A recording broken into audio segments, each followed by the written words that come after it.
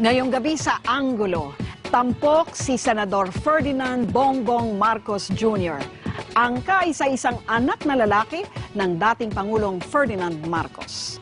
Bata pa lang si Bongbong Marcos, bahagi na ng buhay niya ang politika. Lumaki siya sa madilim na bahagi ng ating kasaysayan. Dahil sa diktatorya ng kanyang ama, napatalsik ang kanilang pamilya sa pwesto noong 1986. Mahigit 2 dekada na ang lumipas, sariwa pa rin ang pilat na iniwan ng kanilang rehimen, na hanggang ngayon hinaharap ng kanilang pamilya. Magandang gabi sa inyong lahat. Ito ang Anggulo.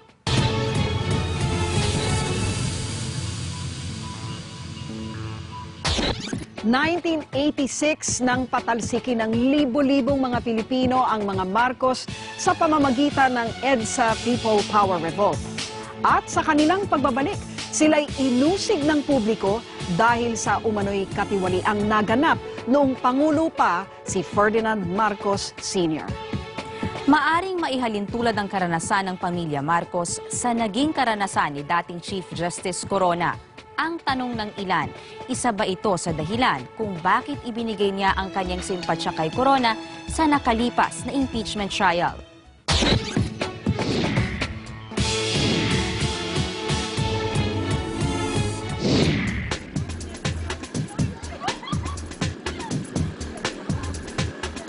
Nitong nakaraang pagdiriwang ng Araw ng Kalayaan, isang bagay ang minimithing makamit ng mga taga San Pedro, Laguna.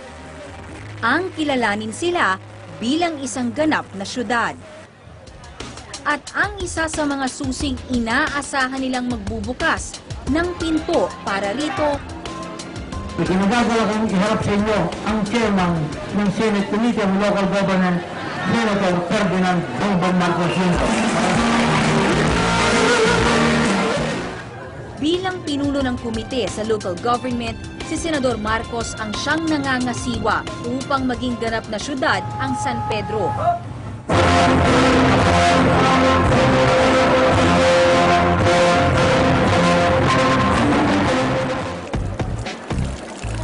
Masama ang panahon ng umakyat sa entablado ang senador. Ito po yung ulan ay tinatawag namin dati Marcos Weather. Dahil pagka ang isang Marcos ay tatayo para magsasalita, habang nagsasalita ang Marcos, tignan niyo po, nawawala ang ulan. At ilang sandali lamang, tumigil nga ang ulan. Ang kalayaan ay dapat na may katumbas na katiwasayan ng buhay dahil higit na masarap tikman ng kasarindan kung hindi kumakalam ang sikmura. Bago tapusin ang kaniyang talumpati, binigkas niya ang mga salitang unang sinambit ng kaniyang ama noong una itong naging presidente. This nation can be great again.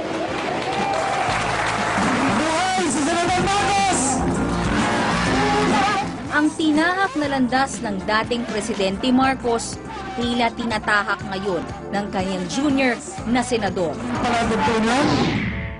Ang dugong Marcos na dumadaloy raw kay Bongbong ang sinasabing isa sa mga dahilan kung bakit nitong nakaraang impeachment trial ni Chief Justice Renato Corona, isa si Senador Bongbong Marcos sa 3 senador na bumoto para ipawalang sala ang dating punong mahistrado. On the arguments presented and on the ground that the presumption of innocence has not been overcome, I vote to acquit the Chief Justice of the Supreme Court. Bago kayo naglabas ng verdict, kaliwat kanan yung surveys at ang dami talagang surveys nagsasabi na conviction. Hindi ba kayo natakot na kakaiba yung pananaw nyo sa pananaw ng maraming tao? Ang katungkulan ko bilang Senator Judge ay makinig sa kaso, makinig sa ebidensya at mag-decide kung guilty o hindi. Hindi, kung survey ang susundan, ba't pa tayo nag-trial? Di magpa-survey na lang tayo, di yun na lang yung maging verdict. Mas mahalaga sa akin na nakikita nila na tapat naman ako sa aking ginawang trabaho bilang Senator Judge. Hindi kaila sa taong bayan na ang pamilya Marcos mismo ay humarap sa mga kasong katiwalian matapos mapatalsik sa pwesto si dating Pangulong Ferdinand Marcos noong 1986. Ang naging kalaban nila noon, si dating Pangulong Corazon Aquino, ang ina ni Pangulong Noynoy na lantarang ipinakita ang pagkadismaya sa dating Chief Justice. How would you react, sir, dun sa ibang may nagsasabi na inakwit mo lang just because anti-Aquino ka daw? Yeah, I know that marami magsasabi nun. Pero hindi totoo yun. The political history between Marcoses and Aquinos, but they're mistaken because that played no part. It played no part in my decision. Man, paulit-ulit na gustong ibalik yung oras sa 1986 eh. Hindi na 1986, 2012 na, iba na ang usapan niya. Lumang tugtugin na raw ang balitang hidwaan ng mga Marcos at Aquino.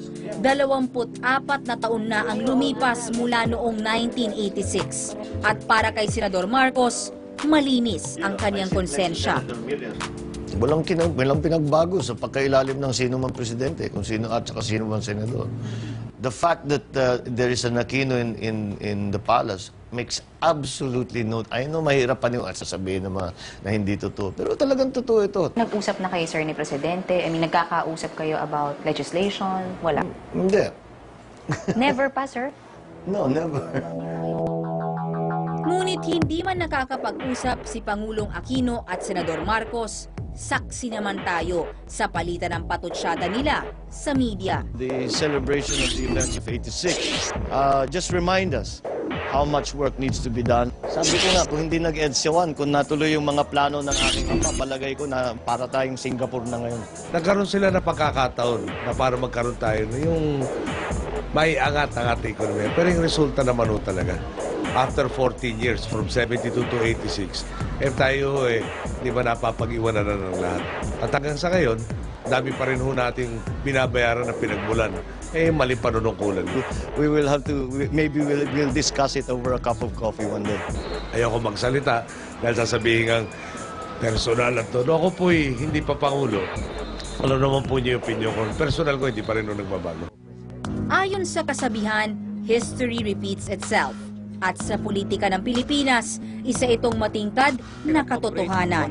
Taong 1968, nang maging senador si Benigno Aquino Jr. sa ilalim ng Administrasyong Marcos. Taong 2010, nagbaliktad ang tadhana. Ang apelyidong Pangulo noon, senador na ngayon.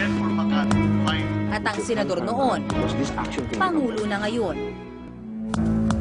Bagamat tila limot na ng marami sa atin ang nangyari noong dekada 70 sa ilalim ng rehimeng Marcos, para kay Eta Rosales, kasalukuyang chairman ng Commission on Human Rights, hindi dapat kalimutan ang mga aral ng nakaraan, lalo na noong panahon ng diktatorya.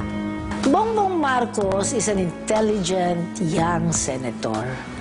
He has all the right to run for whatever position. That is his right. Alam mo, he may be technically capable. Siyempre, no, marunong siya magpaliwanag. Pero ang pinaka-esensya ng usapin dito, para kanino ka? Para saan ka? Ang tingin namin, gusto niya maging presidente sapagkat pagka ganun, babaguhin nila yung kasaysayan. Dahil openly, sinasabi ni Bongbong Marcos, walang kasalanan ng tatay ko. Pero did you take it as your responsibility na ikaw ang magbabangon nga doon sa pamilya nyo after the 1986 experience? Not particularly. I mean, I knew I had a part to play. I tried to play that part as best as I could. But, you know, we are all political personalities, let's say. Ang sa tingin ko, we'll have to do something. May gagampanan ako sa pagtulong sa pamilya. Sa nabuong reputasyon ng mga Marcos sa kasaysayan ng Pilipinas dahil sa martial law, magpapatuloy raw sa serbisyong bayan para maisalba ang nadungisang pangalan. Our family was put on this earth to serve. Whatever we are as Marcoses, it came from the people.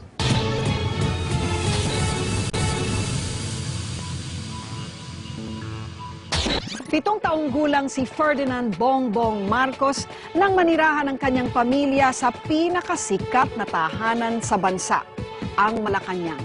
Natutunan niya ang pasikot-sikot ng politika mula sa kanyang ama. Kaya naman hindi na raw nakapagtataka kung sinusundan ni Bongbong ang mga yapak nito.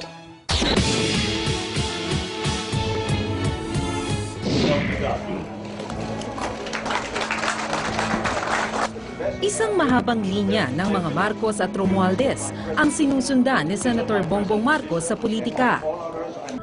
Naging Gobernador Silio at Justice of the Peace ng Batak si Fabian Marcos noong 1898. Ang anak nitong si Mariano Marcos, ang lolo ni Bongbong, 2 beses naging congressman mula taong 1925 hanggang 1931.